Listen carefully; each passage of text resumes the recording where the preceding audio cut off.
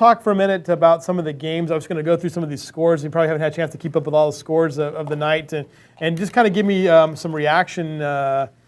Summit opening up on Thursday, 42-35 against Etiwanda. Any surprises there? I mean, it's a track meet shootout, basically. Yeah, I kind of had the impression that Etiwanda had a good defense, and maybe they do, but obviously Summit's got some pretty good athletes too. Yeah, it wasn't good enough against the show they've got over there in North Fontana with Devon Blackman and Montego. All right, Lakeside lost 39-14 to Kennedy de la Palma. Rancho Verde beat West Valley tonight 31-14. We've talked a lot about that game tonight. Redlands and Great Oak 23-16. You were at that game. Canyon Springs got hammered by Citrus Hill 51-25. So it looks like Citrus Hill is going to be okay. Yeah, I can't remember who I talked to scrimmage Citrus Hill, but they said that he had a stud running back who looked very impressive in the scrimmage. I think he ran for 300 yards tonight, right? 300 plus yards. Yeah, that's what Kevin Pearson said. King shut out Ramona tonight, 30-0 over Ramona. Yep. Handley went for a lot of yards. Right. This is the Santiago score. Young Randy Leva over there. She can tell us the score happily. 49-20. Your microphone is not on again. Oh, this is not me. It's me. There you go. Is this some kind of initiation? Because it's the first night. You just have me talk, but my mic's not on. 49-20. I don't find it very funny. Isn't this fun? Old men. Wow. Old man. Wow. Are you a Santiago grad? I'm not. Oh, okay. No, My team actually won. I'm a Corona Centennial They were playing grad. a scrimmage. All right, turn it off again. Torrey Pines shutting out Paloma Valley 35-0. We talked to Miriam Swanson about that. She just didn't see anything. Now, the score we got on this one was from none other than Lou Brewster. Upland beating Miller 21-16. Said it was basically an awful game. And I asked him, I said, well, this is a big kind of interdivisional game, baseline league, CBL. He says, yeah, not a very good game. Upland struggled, Miller struggled. That game is quite a bit closer than I thought it would be. But Did you think Upland would run away with it? Or I did. But Miller does have a lot of defensive guys back. I think they have 8 returnees on their defense, so it makes a little bit of sense. All right, let's talk about Temecula Valley getting a big win in the league that you'll cover, the Southwestern League. The Southwestern League teams were in action tonight. I think 2 of them were. Murrieta Valley lost tonight, but Temecula Valley under Paul McGowan, the first win, 40-0 over Hemet. Wow, that's impressive. I had a chance to interview Adam Pulsifer last week for a feature I'm doing. Very nice kid, and he really emphasized that Paul McGowan and everybody, they're trying to bring the winning tradition back to Temecula Valley after 2 1-9 seasons. Right.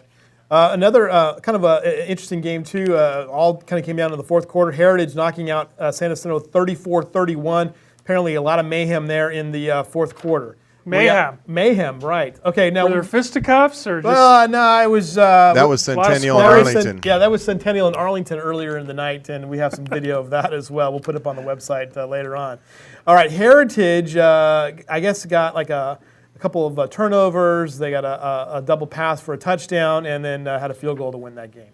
Now, I told you, I thought, well, Rialto might be in trouble. Blocked the field goal. There you go. There it is. Jeff Prunty, the invisible voice from us who's telling us to block the field goal. Now, you told me that I was crazy, basically, that Rialto would be better than people think, basically, and they proved that tonight by beating Moreno Valley 21-12 on the road. I don't remember what I told you, but that's a great win for. You don't even remember what happened yesterday half the time. So I mean, come on now. Hey, wait! Before we go on any farther, hey Murph, when did you become the enforcer of the HS Game Time crew? Do you see the picture Where we got? is he? I'm over here. The A1 story, right? I don't know. They told me to cross my arms. You look tough. I think you look like Robert Conrad with that whole knock the battery off my shoulder. I want to know how many more rack sales or how many sales we had on the racks tonight yesterday for just having Murphy on A1. You look good, man. You look tough. That was before the haircut. Wait a minute. Now, let me ask you this. We went outside earlier at 80 this evening before about 8:30. Well, I guess about 8:30, right, Zink? Yes. It was 85 degrees outside. You're wearing a big hoodie there. What's going on? Were you cold in Redlands? Was it? It's kind of like the Bill Belichick look. Even though it's like Love 85 degrees outside. Even though, yeah. Need to cut the sleeves then. All right. So Rialto 21-12 over Moreno Valley. Any thoughts on that game? Just a great win for Gavin Pichot. I mean, there was so much turmoil with Markham coming in, and then, oh, Markham's not here, and then what are we going to do now? And they insert Gavin Pichot, and he's 1-0 out of the chute. All right, Claremont 31-14 over Cajon. I have to say I called that one. Claremont got the transfer, Taj Teague, and I don't know what kind of day he had, but it seems like they put up a lot of points. All right, Randy Leva, Notre Dame, and Mary Star of the Sea. What was the score on that one? Notre Dame took that one. Mary Star of the Sea Stars. 45-21. I'm sorry about that. What's that written down in your book? I'm falling asleep over here because I've just been ignored for the last I have that 30 minutes. effect on That's people. all right. Remember, I told you our expectations were going to be low. That's all right. I have nothing to lose coming into tonight. Can we get a box Hey, of Starbucks or something in here? Hey, Lou, she's not used to being ignored. I know. 43-0. Out of my comfort zone. 43-0. Bishop Montgomery beating Vista Del Lago. Not an auspicious opener for the Ravens. No, not at all. All right, Southwestern League, Pacifica, Murrieta Valley, Randy Leva. Pacifica, Marietta Valley, Young Drexler, 15-7. Right, 15-7. I'm in a different order than you. Right. I'm sorry. Bit of a surprise there, but Pacifica, has Joel Owens, who has a scholarship to Washington, and I'm sure he had a big day. Sure, he probably did too. It was. I think it was a little bit tight there, and it looks like Murrieta Valley.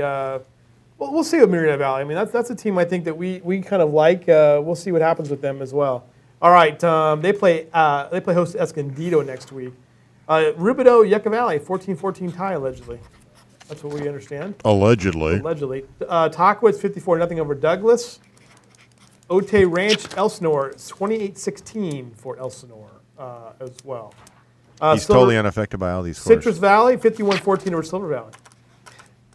Not too surprising. Silver Valley, as we know, is a very small school. Right, And Citrus Valley's on the way up a little bit. right. Okay.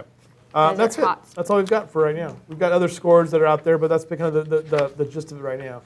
What are you looking for next week? What do you think you're going to cover next week? What's your storyline next week? I think I'm going to be on, I was planning on Chaparral and Oceanside, but it seems like Oceanside got it handed to them this week, so I don't know where I'll be at next week. That's kind of bad for Chaparral, though, if you look at the kind of like going beyond the Inland Division, possibly for a state bowl, because the way that state bowl is determined, correct? Yeah, but they've still got a pretty strong non-league season to fight their way through. All right, very good. So basically next week, all week one, we'll have a lot more going on next week as well. John Murphy, we're almost done here for the night.